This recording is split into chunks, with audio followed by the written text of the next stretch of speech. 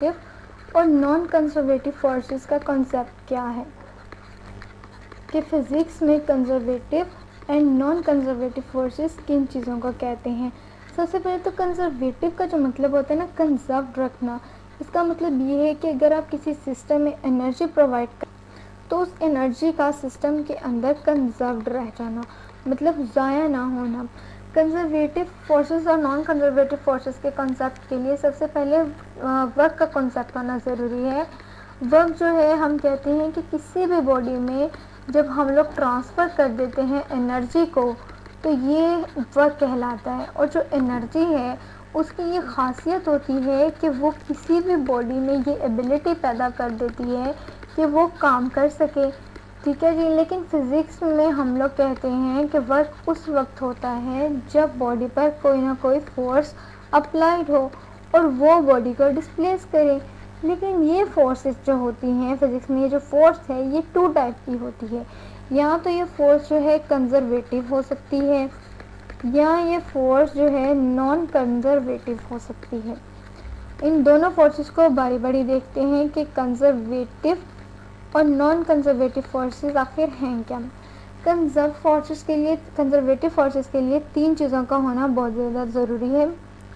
पहली चीज़ तो ये कि इस फोर्स की वजह से जो काम किया जाता है यानी कि वर्क डन होता है एक क्लोज्ड पाथ में, इन अ क्लोज्ड पाथ, वो ज़ीरो होता है।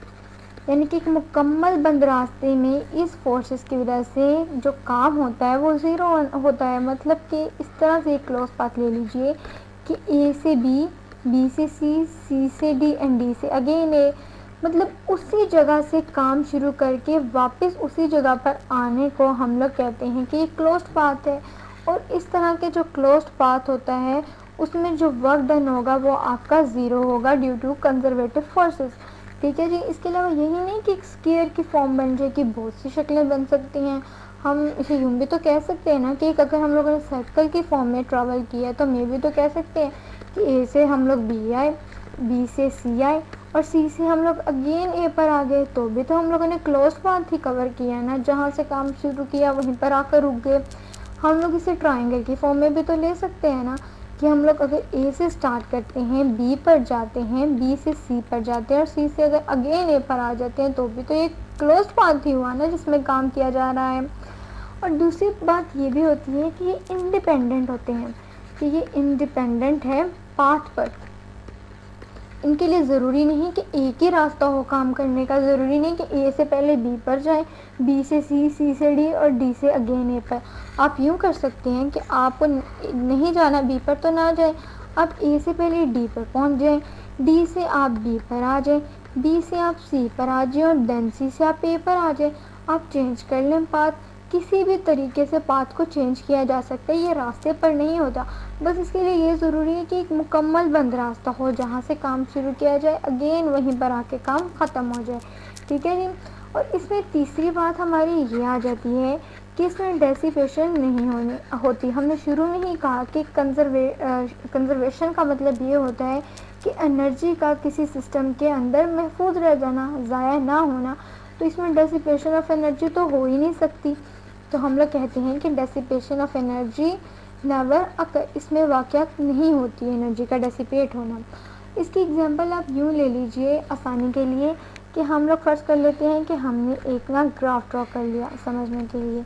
अब हमारी जो बॉडी थी वो पॉइंट ए पर यानी ज़ीरो पर पड़ी है और इसे ग्राफ की फॉर्म दे दीजिए 1 2 3 4 एंड 5, यानी 5 तक मैंने 5 डिजिट तक इसे स्केच कर लिया, 2 3 4 एंड 5, ठीक है जी। अब मैंने ए से जो है बी तक जाना है, ठीक है। एक रास्ता तो मेरा ये कि मैं डायरेक्ट फॉर्म में चली जाऊँ ए से बी तक, ठीक है। या मैं यूँ कर लूँ कि मैं ए से डी तक आऊँ। जब मैं ए से डी तक आती हूँ, एक बॉडी के मैं खुद आती हूँ या कोई जिस्म भी आ रहा है, ठीक है। जिस्म फ़र्ज़ कर लेते हैं एक बॉडी है, ये ए से डी तक जा रही है। फ़र्ज़ कर लीजिए कि इसका वेट जो mg के बराबर है वो 2 न्यूटन है, ठीक है जी। और इसने 5 मीटर डिस्प्लेस किया है, तो इस सूरत में जो है इसका वेट mg डाउनवर्ड रिएक्ट कर रहा है और ये डिस्प्लेसमेंट जो है वो हमारे राइट वर्ड आपके दाहिने हाथ की तरफ कर रहा है। तो जो एंगल है वो तो 90 हुआ ना, एंगल 90 होने की वजह से ए टू वर्क डन जो ए टू बी है वो ज़ीरो हो जाता है।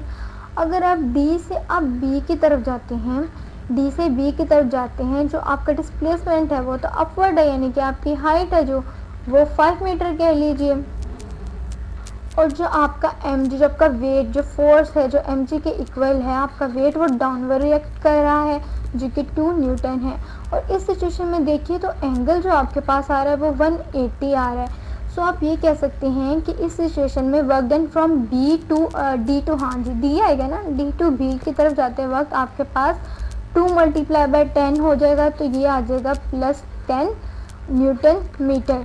लेकिन एंगल जो हमारा है वो cos 180, और cos 180 जो है हमारे वर्क को नेगेटिव कर देता है, तो -10 जूल आ जाएगा हमारे पास वर्क। अब अगर मैं ए से डी ना जाना चाहूँ, मैं ए से सी जाना पसंद करूँ, तो ए से सी की तरफ जाते हुए एक बात गौर कीजिएगा कि आपका जो डिस्प्लेसमेंट है वो अपवर्ड है, लेकिन आपका वेट जो है वो डाउनवर्ड रिएक्ट कर रहा है। तो इस सिचुएशन में भी आपका एंगल 180 होगा। आप क्या कहेंगे कि work done from A to C क्या हो जाएगा, 2 न्यूटन आपका वेट है और 5 मीटर आपने डिस्प्लेसमेंट कवर किया है। 2 न्यूटन भी आना चाहिए था ना, मिस हो गया।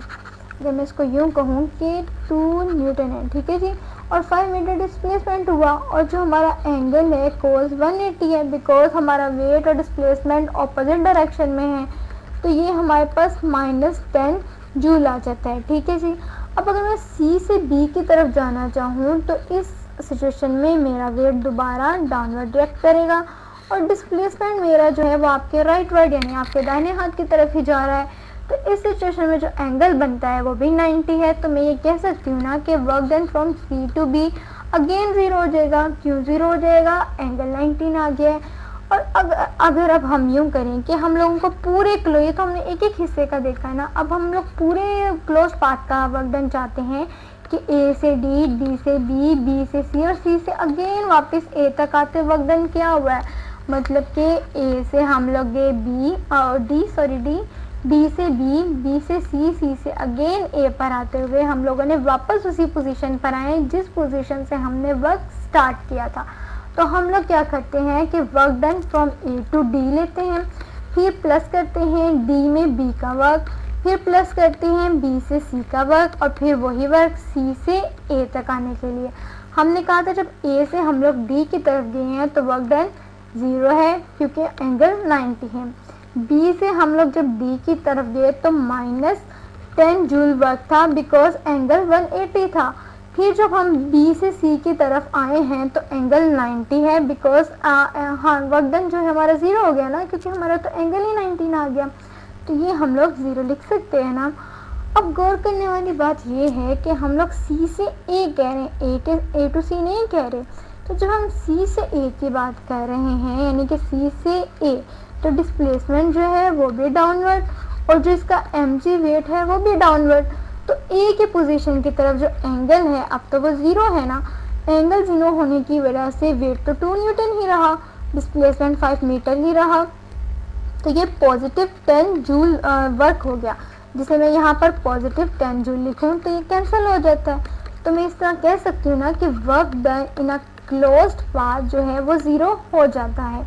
इसकी एग्जांपल में आप लोग इसकी एग्जांपल भी बहुत ही ले सकते हैं। इसकी एग्जांपल में आप ग्रेविटेशनल फोर्स ले सकते हैं। ग्रेविटेशनल फोर्स की वजह से भी जो काम होता है ग्रेविटेशनल फील्ड के अंदर वो भी 0 आता है। आप इसमें इलेक्ट्रिक फोर्स ले सकते हैं, आप इसमें मैग्नेटिक फोर्स ले सकते हैं, मैग्नेटिक फोर्स आ सकती है। आप इसमें इलेक्ट्रिक वो जो होती हैं इलास्टिक, हाँ जी इलास्टिक स्प्रिंग फोर्सेस ले सकते हैं। ये इसकी कुछ एग्जांपल आ जाती हैं। अब हम लोग नॉन कंजर्वेटिव को डिस्क्राइब करते हैं। नॉन कंजर्वेटिव फोर्सेस क्या होती हैं? नॉन कंजर्वेटिव, इसका कंसेप्ट बिल्कुल चेंज है, मतलब ये बिल्कुल उसके उल्ट है। इस फोर्सेस में ना तो वर्क डन 0 होता है, जो आप काम करें वो 0 नहीं होता। दूसरी बात ये कि ये पाथ पे डिपेंड करते हैं, ये पाथ डिपेंडेंट होते हैं, मतलब इनके लिए ज़रूरी है कि आपने कौन सा पाथ इख्तियार किया, कौन सा रास्ता इख्तियार किया है, कि आप किस रास्ते के थ्रू जो है वो अपना वर्क कर रहे हैं। तीसरी बात इसमें ये है कि इसमें डेसिपेशन भी होती है, मतलब इसमें एनर्जी किसी ना किसी सूरत में सराउंडिंग में चली जाती है या कुछ ना किसी वजह से ज़ाया हो जाती है, तो हम कहते हैं डेसिपेशन ऑफ एनर्जी इसमें होती है। ठीक है जी।